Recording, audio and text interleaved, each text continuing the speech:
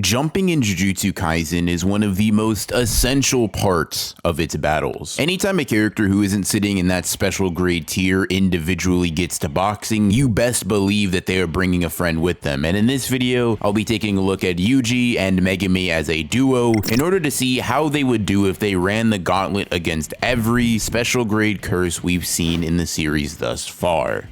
Starting the list off rather light, we have Tamamo no Mei, the special grade curse that Geto summoned at the end of Volume 0, and the curse spirit that also happens to be the most featless on the list. Now, due to the nature of its grading, it can safely be assumed that this curse is somewhat powerful, but the problem is that the rank of special grade, especially in regards to curse spirits, has a pretty large margin of error. On the low end, you can find curse spirits like the small Pox Deity or Fingerbearers, and on the high end, you can have disaster class level curse spirits, so your mileage can definitely vary with this rank. Considering that Yuji and Megumi both have individually shown that they can scale to the absolute minimum requirements of special grade curses, and the fact that Tamamo no Mei has no feats, it's safe to say that these two sorcerers together would make quick work of this curse, likely with very little difficulty. Next up on the chopping block, we have the small Pox Deity. In terms of physical strength, speed, and durability, this curse spirit is rather weak as well, being completely outclassed by the likes of Mei in a matter of seconds. However, its physical abilities aren't what make it such a threat. Its domain expansion is actually the main problem. As we see in chapter 102, the small Pox Deity's domain expansion could be pretty problematic if you don't have a counter to it. Mei had Wiwi's assistance in her battle, making it possible to defeat it and its sure hit technique, but obviously neither Yuji nor Megumi have shown off the capacity to use a simple domain. In the event that these two do get trapped within the deity's barrier before they can exercise it, there are two ways that they could potentially win while inside of the domain expansion. The first is the safest bet, and the one that basically assures no serious injuries to either Yuji or Megumi. If immediately after getting trapped, Megumi opens his own domain and installs the special grade sure hit, Yuji would have no issue tearing it apart and getting a relatively easy victory. The second method is slightly more dangerous as it relies on one of the two sorcerers taking the sure hit effect and fighting past it, while the other handles the special grade. Based on Mei's analysis and the small Pox Deity showings, it can only attack one person at a time with its technique, meaning that so long as the other one can handle the curse spirit quickly, they can get out of the situation that they find themselves in. Mei takes some level of damage from the gravestone dropping on her head, but she does say that she could take a few more hits without becoming seriously injured. When she says this, she's already been attacked by the domain's technique at least twice, meaning that even in the most conservative estimates, she could survive getting hit by this attack up to 4 times without sustaining critical damage. She does explain that Wiwi would die if he took one hit from the gravestone, but that's more of a testament to his fragility as a child rather than the small Pox Deity's overwhelming strength within the domain. If Yuji were the one to take the hit, I'm sure Megumi could use his curse tool or simply summon Divine Dog to take it out in an instant. Yuji's durability is consistently touted as being ridiculous, so it's not wild in the slightest to believe that he'd be able to take at least as much damage as Mei did. If Megumi were trapped, he'd definitely have to play it much more carefully considering he has less durability than Yuji, but it's unlikely that he'd be taken out even after getting hit 2 or 3 times, and that would be more than enough time for Yuji to actually dismantle the cursed spirit. You can say a lot about Megumi, but he certainly is good at taking a hit and keeping his composure. Either of the listed strategies would net the duo a victory, and even in the worst case scenario, I can only imagine this fight being mid-diff at best. Now, the Fingerbearers find themselves going up against Yuji and Megumi next, and while they certainly have better physical stats and showings in the two curses mentioned before, they actually have even less of an argument for beating Yuji and Megumi, considering that we know for a matter of fact that the two sorcerers are stronger than them individually. Yuji can scrap with Hanami, a disaster class level special grade, damaging the tree curse and even being able to take attacks from it during the Goodwill arc. Megumi says that harming Hanami basically means you can body a Fingerbearer, and Yuji gets significantly stronger as we go on throughout the story. Even if both Fingerbearers showed up and attacked the two at once, I'm sure they would be able to prevail without too much worry. Individually though, if Yuji and Megumi are jumping one Fingerbearer, it becomes a negative difficulty fight that really isn't even worth explaining further. And speaking of pretty obvious matchup conclusions, Eso and Kechizu are up next, and I fear the two brothers will be seeing each other die once again. We already saw Yuji and Nobara beat the two brothers, showing that they aren't the strongest characters in the series by any means, and while Yuji and Megumi don't have the benefit of Nobara's resonance, they do get Shikigami strong enough to probably just body Kechizu without worry. To be completely honest, if Yuji doesn't have to save Megumi from Eso's Wing King the same way he had had to with Nobara, they might not even be in a position where resonance would be helpful. We know that Yuji is fast enough to avoid Wing King's attacks, as well as Yuji being faster than Kechizu when on guard. Megumi scales at least to this version of Yuji based on his relativity in the Awasaka fight, so they both have definitive speed scaling that should allow them to avoid any crazy attacks or techniques that would significantly harm their chances of winning. Yuji's overwhelming strength and Megumi's ability to coordinate, strategize, and deploy numerous different tactics would all allow them to handle the Blood Brothers with relative ease, just as Yuji and Nobara did in the canon. They might pay for this later when they have to fight Choso,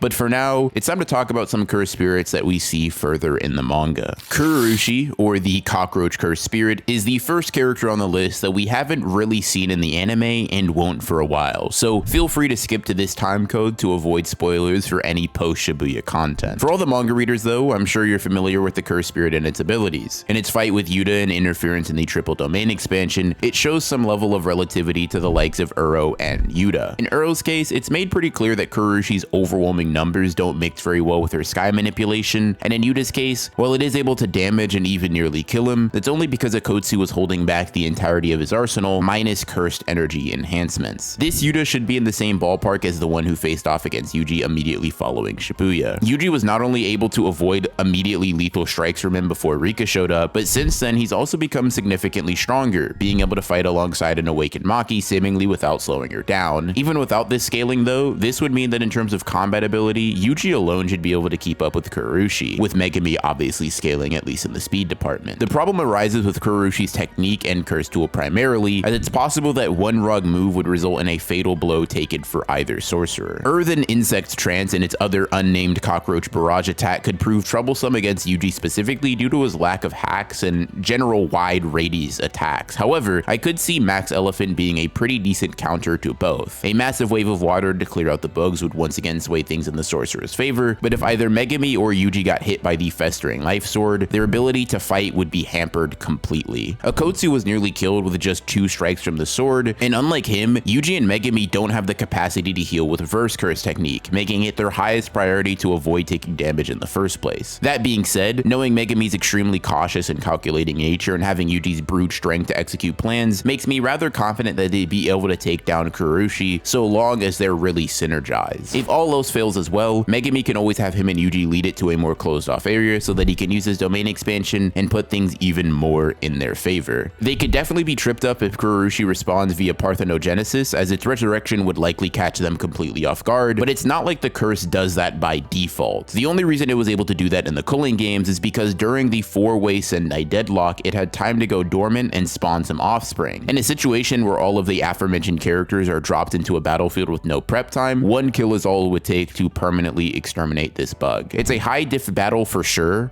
but nothing that these 2 characters wouldn't be able to handle. This isn't something I'm sure I can say for the Ganesha Curse Spirit, and when I say I can't say for sure, I'm not being tongue-in-cheek about Yuji and Megumi losing. I'm literally saying that I can't really be certain because of how wild the Ganesha Curse's powers are. During the little screen time that it had, it's explained by Kenjaku that this curse spirit can eliminate obstacles by entangling a concept with its technique's target. Now, I like to consider myself someone who's pretty knowledgeable on JJK, but holy shit does that all sound like gibberish to me. Based on Kenjaku's reaction to Yuki being able to absolutely blast that curse spirit with her virtual mass, it seems to be the case that so long as the Ganesha Curse can categorize an ability conceptually, it can essentially eliminate it from being a factor. For all intents and purposes, we'll just say that this means no shadows for Megumi, and if this means no shadows for Megumi, then it all comes down to their ability to fight it physically together, and in that department, the foreign curse has literally 0 feats. Yuki beats it too quickly for us to really get a handle on its combat ability. However, Kenjaku does bring it out as an opening move against a fellow special grade sorcerer in the hopes of getting her to show off her technique and generally just keep his distance from the unknown quantity. So giving it the highest benefit of the doubt, it's probably strong enough to beat 2 characters who are limited to fists alone so long as they aren't special grade in ability. Now, this is being extremely generous to the Ganesha Curse, especially considering the fact that it just has no feats, making everything that I'm saying here by no means a definitive claim. It's just my interpretation of the very minuscule and very nebulous information that we get on it. Luckily, the next curse spirit on the list is one that we have a lot of information on, and in fact, it's one we know the complete scaling of without any ambiguity. Now,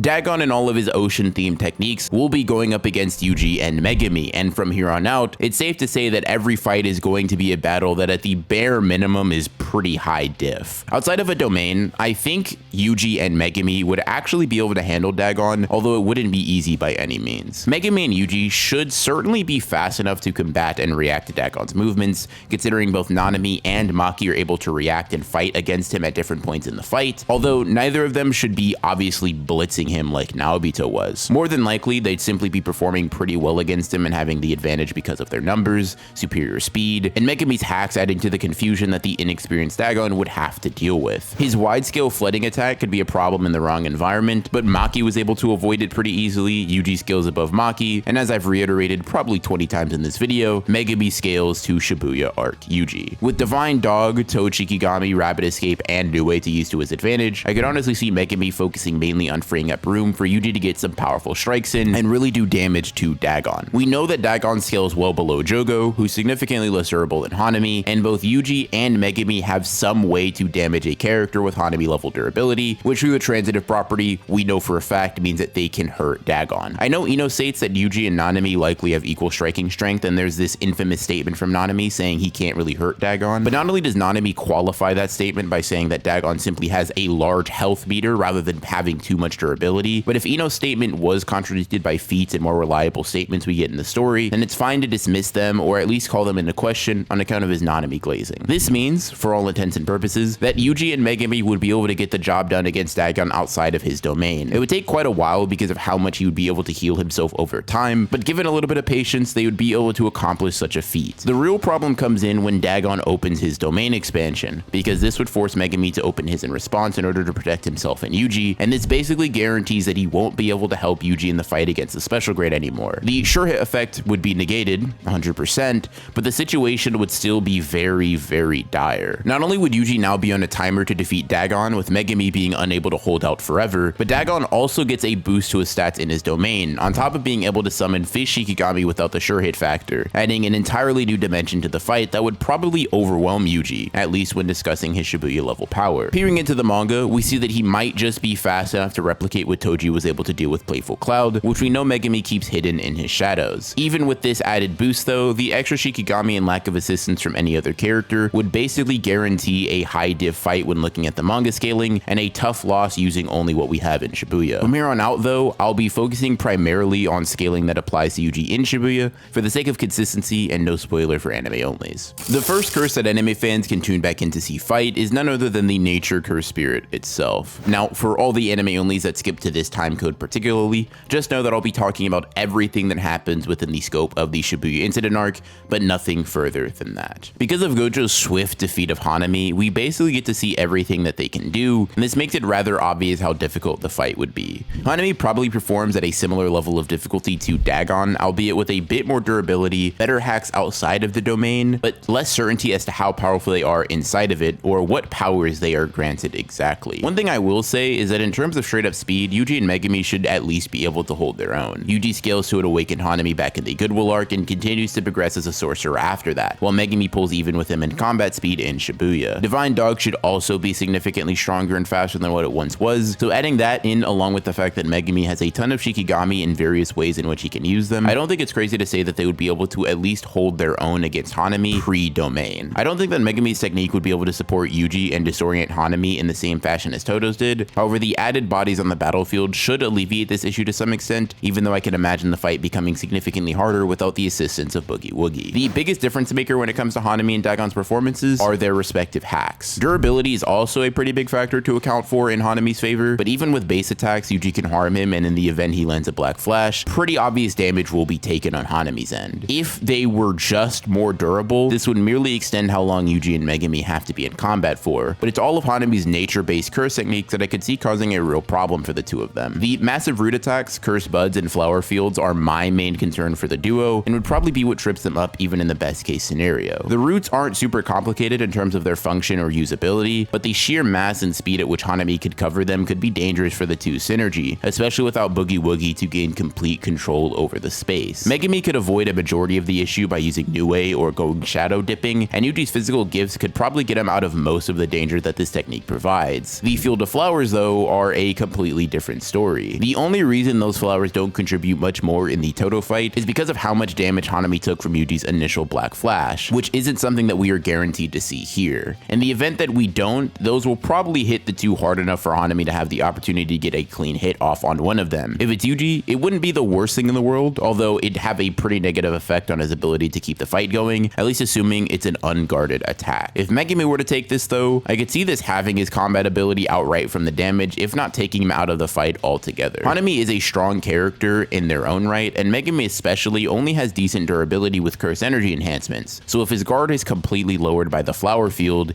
it'd be like getting hit by a special grade with a regular person's amount of durability. It wouldn't surprise me in the slightest if that took him out. Yuji at least has the advantage of being superhuman without curse energy, so that somewhat works in his favor, but in either scenario, the advantage that Hanami already had would be widened and almost assure their victory, and the same thing rings true with the cursed buds. Yuji straight up isn't intelligent enough to figure out what they do, not with that little amount of time, with as little experience as he has. He's not a dumb or incompetent fighter by any means, but he just doesn't have enough natural coyness or experience in the same way that Todo and Megumi do, so without Boogie Woogie protecting him, he'll likely get hit by the buds if set up in the same way as before. In theory, Megumi could do the same thing Todo did and just turn off his cursed energy, as in terms of combat intelligence, there aren't very many people I'd place above Megumi in the story. If Todo can do it, I'd argue Megumi could as well with the same info. The problem is that he likely wouldn't have the same information that Todo was granted. If you remember the sequence correctly, Todo doesn't deduce that it absorbs curse energy at first, and is only able to come to the right conclusion of its functionality because he saw Megumi get hit by them and witnessed their effect firsthand. Unless Yuji gets hit by it first, or this fight is taking place in a world where he's already fought Hanami in Goodwill, he wouldn't have the necessary basic amount of information to deduce the full scope of the technique, and just like Yuji, would get hit and fall to its cursed energy absorption. Once again, showing another technique of Hanami's that could prove quite problematic for these two. Even assuming that neither of these two techniques were what did them in, Hanami has the flower on their shoulder and unseen domain expansion, two abilities that almost certainly surpass anything else Hanami was able to show off in their fight with Todo and Yuji. Because this isn't Mahito, Yuji would still need protection from the sure hit just like Megumi, which would force him to open his own domain in response and be put in a bit of a deadlock. This would leave Yuji to fight a domain amped Hanami with a well of curse energy just waiting to be shot all on his own, and something tells me that the fight wouldn't end too well for them under these circumstances. The context of the fight could change if you look at Yuji's performances in the manga, but sticking to mainly Shibuya feats almost certainly ends in a loss for these two sorcerers. Trying to keep the winning streak going, we have Choso, who I know isn't a curse spirit fully, just like his brothers, but I mean, he's kind of a curse, and he's not letting Eso and Kechizu's death slide without fighting them. Now, one thing about this fight that already completely changes the dynamics of how Yuji and Megumi can operate is the fact that Choso has no domain expansion in Shibuya. He's strong even without one, don't get me wrong, but the fact that Megumi won't have to be sidelined partway through the fight is already a recipe for a better outcome. What also basically guarantees that this fight goes pretty well for the two sorcerers is Megumi's extensive knowledge and experience with blood manipulation, as well as his combat IQ in general. If he isn't already aware of the blood manipulation technique's weakness to water, then I don't see it taking him long to figure that out. Speed-wise, he should be proficient enough to dip and dodge most of Choso's close quarter attacks, or at least mitigate a lot of the damage that comes from them, considering how well Yuji's able to perform with just one arm. With both of them attacking Choso simultaneously and pressing him so much that he can't compress his blood, victory is almost assured for Yuji and Megumi. The biggest problem that presents itself in this fight is piercing blood. So if they can stop Choso from doing that by bombarding him with attacks or simply dousing him in water in order to suppress his ability to control blood outside of his body, they clear the necessary criteria to getting a victory. Yuji alone already made it a super high diff fight, so adding Megumi's knowledge, Shikigami, and his own physical abilities into the mix basically guarantees that Choso isn't winning this encounter. The only prevailing problem is that first piercing blood. While Yuji and Megumi would definitely press Choso as much as they can, realistically they aren't stopping him fast enough to avoid that first strike, and the course of this fight really depends on the conditions of this attack and who it actually hits. Even in Shibuya, both characters are fast enough to dodge or avoid it so long as they see it coming. Yuji literally blocks it while being off guard in the story, and says that he can avoid the attack about 50% of the time after that. And not only does Megumi scale to this version of Yuji, but he also has Divine Dog, who's fast enough to get him out of the way of attacks that clearly scale higher than him. And he shows that when he's in dire straits, he can even keep track of Toji level movements. Keep in mind, it takes his complete focus to do so, but it is possible. As long as Yuji gets hit by piercing blood but blocks just as he does in the series, or Megumi is able to completely avoid it, they win. If Megumi gets hit by it, even if the actual piercing power does nothing, the poison certainly will, and will be out of the fight in no time. Without Megumi, the fight goes down just as it does before, and they would both lose. Knowing that Megumi has seen piercing blood before though, makes me believe believe that he'd already be taking evasive action the moment he sees convergence, likely saving him from taking any damage from it. After this, all it takes is one blast from Max Elephant's trunk to douse Choso in water, immediately taking piercing blood and other forms of outside blood manipulation off the table. Choso could still use Flowing Red Scale stack, but Yuji, Megumi, Nue, Kon, the Toad, and Rabbit Escape all being used in quick succession with the sole purpose to eliminate him would definitely do the trick.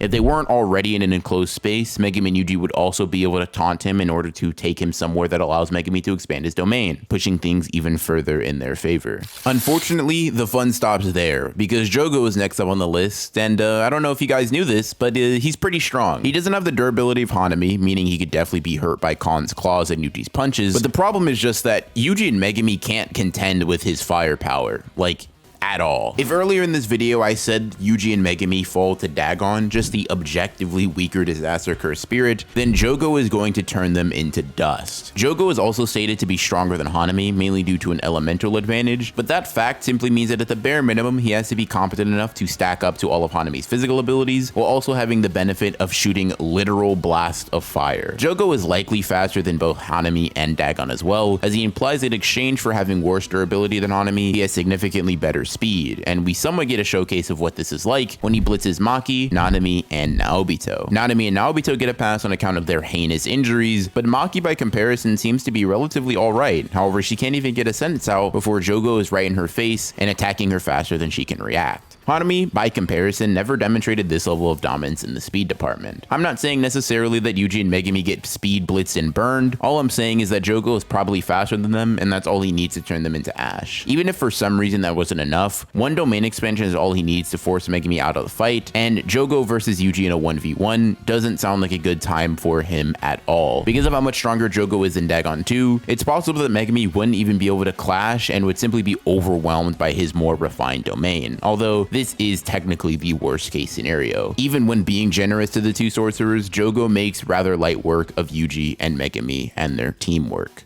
Another fight that Yuji and Megumi probably just couldn't win is one against Mahito. The main reason is that Yuji is the only one who can damage his soul, and Yuji in Shibuya simply isn't powerful enough to 1v1 him and come out on top. Todo was able to assist Yuji throughout the battle, and in the end that final Black Flash finished the job, but without Nobara's help earlier in the fight, Mahito's soul would be significantly more intact from the jump, making him more resilient and overall more powerful throughout their fight. Megumi could definitely help in some capacity, and I could especially see him doing his best to hold Yuji's mental state together, even with all of the death and destruction that Mahito would cause. But the issue is that after 2 or 3, maybe even 4 being generous to Megumi touches from Mahito, he's done. He's fast and crafty, sure, but so is Mahito. So the more Megumi is focused on helping out Yuji and actually making sure that his friend can deal some damage, the more likely he is to overcommit to an attack and take some damage that he just can't guard properly. Even in base, Mahito would be able to keep up with Yuji and Megumi just as he did with Todo and Yuji, but he'd also have a domain expansion and his true form in the back pocket. If he pulls out the 0.2 second domain expansion plus Black Flash combo, Megumi is removed from the fight completely. He likely wouldn't get the chance to open his domain in response, and the full force of Mahito's punch while off guard would push him over the edge damage-wise. He would then transform and just pick Yuji apart from there. It's only because of how useful Boogie Woogie is that Yuji is able to land 2 Black Flashes on Mahito in this sequence, and without it, Mahito would be healthy enough to easily decimate Yuji in his remaining state. Moving back into post-Shibuya territory real quick, let's talk about Curse Spirit Naoya, someone who I think it's fair to say just runs through Yuji and Megumi if we're limiting them to Shibuya scaling. Megumi specifically has a feat of dodging or avoiding Toji's strike, which in theory means he could avoid Naoya if he saw the charge coming, but generally speaking, a majority of the upfront confrontation should be left to current manga Yuji, who is able to fight along the same character who can combat Naoya. Yuji might not have the same senses as Maki, definitely making it a closer fight, but with Yuji not having to worry about a domain expansion because of Megumi's presence, the strongest versions of the two sorcerers should be able to eke out a win. If we are limiting them to their Shibuya iterations, however, they both simply get overwhelmed by Naoya's speed and get taken out of the battle. Even Naoya in his human form was fast enough to blitz and tag Yuji, with the capacity to up his speed if need be, basically ensuring that in his cursed spirit form, he'd literally run right through the both of them. Now, as the penultimate matchup of this video, Rika Orimoto steps up to the plate, and I'm gonna make this real simple. If this is the Rika that we see in Volume 0, Queen of Curses Rika, Boundless Curse Energy Rika, Yuji and Megumi have absolutely no chance of defeating her. Rika is a curse that Gojo said he'd risk his life to take on, and something that Geto thought would allow him to fight against Jujutsu Society, which includes Gojo, with a success rate of about 99%. Even weakened versions of Rika show themselves to be way stronger than Yuji immediately following Shibuya, and this version doesn't even hold a candle to the Boundless Curse Energy version that we see in the past. She doesn't even really have the capacity to use complex curse techniques or a domain expansion, but her overwhelming durability and strength would be enough to flatten Yuji and Megumi in seconds. If she decided to pop off a glob of her own curse energy and lob it at them like the Fingerbearer, the fight ends even sooner. Rika, during the prime of her powers, is simply too much for these sorcerers to beat where they are at in the series right now. And the hits just keep coming, because for the final character on this list, we have Ryomen Sukuna, the King of Curses. Just like the Blood Brothers, I know that Sukuna isn't literally a curse spirit, but considering his title and how the story likes to treat him in general, I think it's cool to put him as the curse spirit final boss. Now, I'm sure that you're aware Sukuna has multiple forms shown in the series, ranging from 1 to 20 fingers, and in the best case scenario, I could see Yuji and Megumi defeating Sukuna with maybe 2 fingers of strength. Anything past that gets real hard to argue for them. 2-finger Sukuna's only scaling is really the fact that he can easily decimate the weakest Fingerbearer shown in the story and boxing Megumi in the beginning of the manga. Neither of these 2 feats inherently mean that he'd be stronger than Yuji and Megumi right now. They've both grown immensely since then, but even with that growth, now that I'm thinking about it, they just don't have anything to counter the likes of an open barrier domain expansion. If Megumi struggles when going up against a regular completed domain, I just don't even want to imagine how quickly he'd be overwhelmed when going up against a domain user who is considered divine. The slashes are getting them cooked expeditiously, and honestly, after talking it out like this, even 1-finger Sukuna might be too much for them with his domain, based on what we've seen from these sorcerers using their Shibuya content exclusively. And with that, I have gone over Yuji and Megumi versus every special grade curse spirit in the story thus far. 8 wins out of 14 isn't really that bad, and this might be a topic that we revisit sometime when both characters grow into even more competent and powerful sorcerers. If you enjoyed the video and want to see me use this format with more duos, subscribe, hit the bell, and comment which group you'd like to see run the gauntlet down below. Subscribe for more videos like this, and I'll see you in the next one.